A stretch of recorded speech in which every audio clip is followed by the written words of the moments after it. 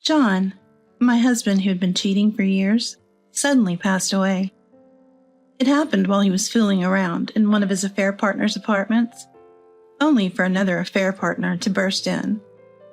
Trying to escape, John, naked and clutching his clothes, fell off the balcony. I went to the scene. It was only the second floor.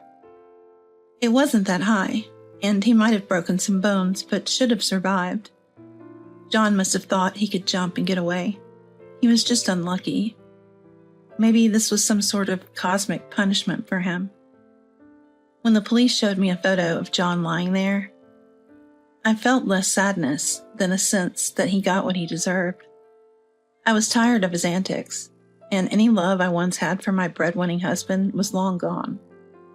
To be honest, I didn't much care about the outcome. The bigger issue now is my mother-in-law, Sarah. I'm Nancy, a soon-to-be 45-year-old working mom. I married John 12 years ago, but we only started living with my in-laws 3 years ago. The catalyst was the passing of my father-in-law, Daniel. Sarah and I used to get along until she learned John was hardly ever home because he was cheating with multiple women. Especially when she drinks, she gets nasty. Sarah loves alcohol and always drinks at night, but she can't handle her booze. I hate to say it, but I often get blamed for John's affairs. People always assume, if John is cheating, then it must be Nancy's fault, right? Some even go as far as to say, Nancy lacks charm. It's her fault for not being enough for John. My mother-in-law, Sarah, always defends John. Why should John settle for someone as unattractive as Nancy? I was looking forward to having handsome grandchildren who look like John. It's one thing when she talks about me, but I can't stand it when she talks about Elizabeth, who is similar to me. I hate to break it to you, but John doesn't want to leave me. And wasn't it you, Sarah, who wanted us to live together? Shut your mouth. You're telling blatant lies. You should be serving your mother-in-law, not talking back. Sarah always dismisses anything that doesn't suit her agenda, saying a daughter-in-law should simply endure. Come to think of it, it makes sense that John turned out the way he did with a mother like Sarah. I finally gave up on both John and Sarah. So why haven't I divorced John, a man with terrible drinking habits and a penchant for affairs? 3 reasons. First, Elizabeth. When she was little, she adored John. He may have been a cheater, but until Elizabeth started elementary school, he was a loving, perfect father to her. He changed diapers, played with her, and genuinely cherished her. Elizabeth was truly special to me, and all I wanted was for him to continue to be a good husband and father. That's why I found it so hard to take the step toward divorce. But here's the thing. As Elizabeth grew older and more assertive, John reverted back to his old cheating ways. However, he still took care of Elizabeth, so I didn't want to consider divorce until the child-rearing years were behind us. The second reason was money. It might not be a proud thing to say, but when I started thinking of John merely as a source of income, it eased my stress somewhat. John had been a serial cheater even before our marriage.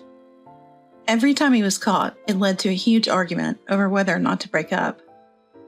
Although I tried to endure it for Elizabeth's sake, it still angered me. John would beg, "You're the one I really love. I'll never cheat again. Please don't divorce me." Accepting his teary apologies was my first mistake. He got it in his head that, as long as I apologize dramatically, she'll forgive me.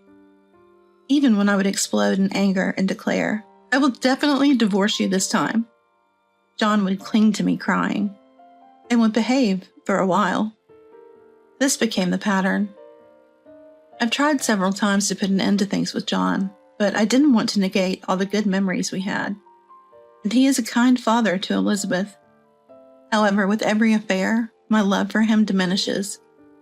So, for example, I changed the beneficiary of John's life insurance from Sarah to myself, and transferred John's savings from his bachelor days into my own fixed deposit account. Nowadays, John doesn't have much in the ways of assets, If you're not planning to leave me, that's fine, right? Since John kept cheating, I had come to terms with thinking of him mainly as the breadwinner. And yet, we were making it work in a dysfunctional sort of way. Who would have thought he'd die in such a stupid way? It caught me completely off guard. Now, the third and final reason. Sarah thinks she's my trump card for why I didn't leave John. Elizabeth and I can't go back to our family home. My brother currently runs the family estate, and it's a full house with my parents, his wife, their 3 kids, and even my grandmother. So going back home is physically impossible. This happened right after John died.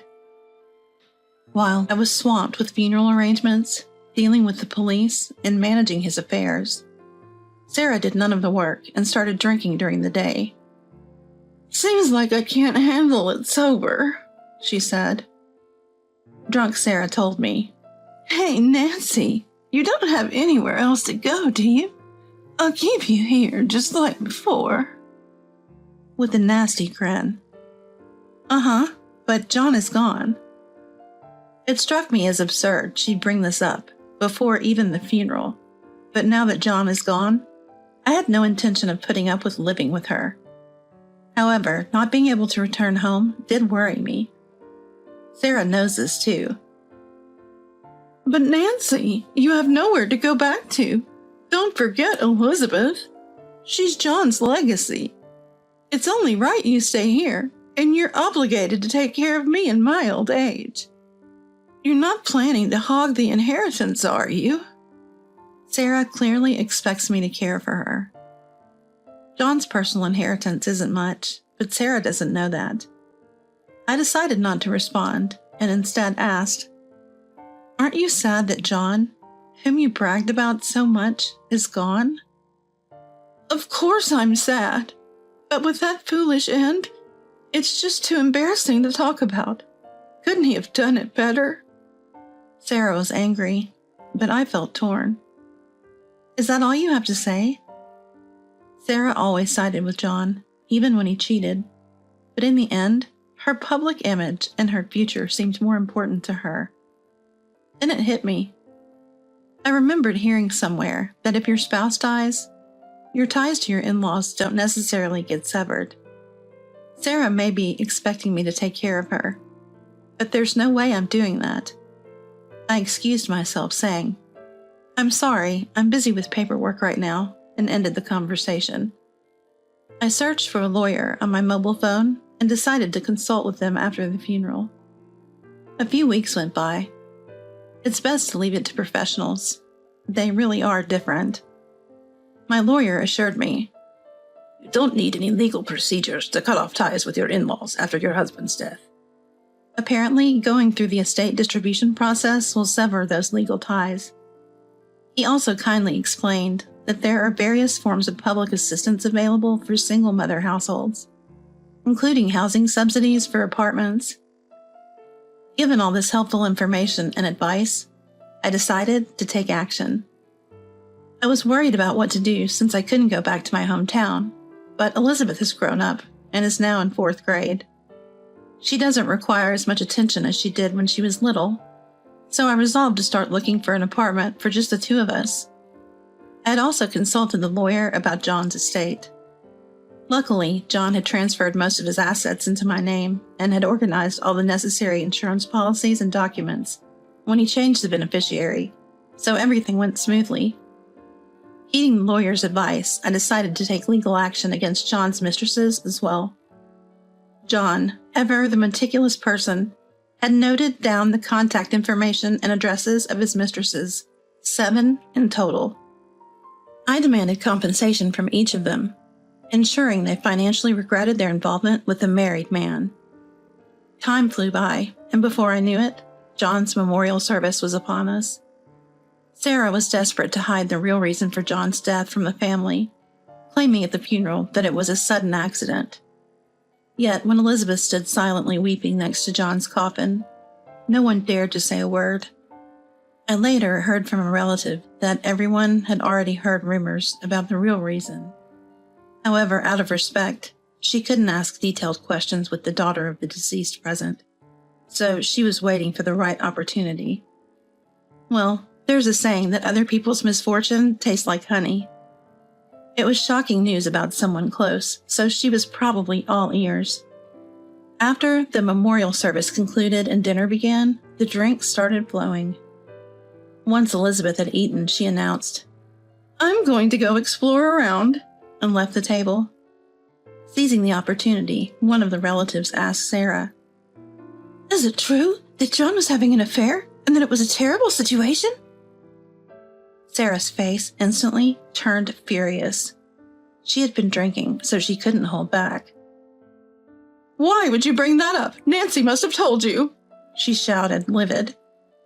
Accusations based on misunderstandings. The truth was, John's fall had made minor headlines.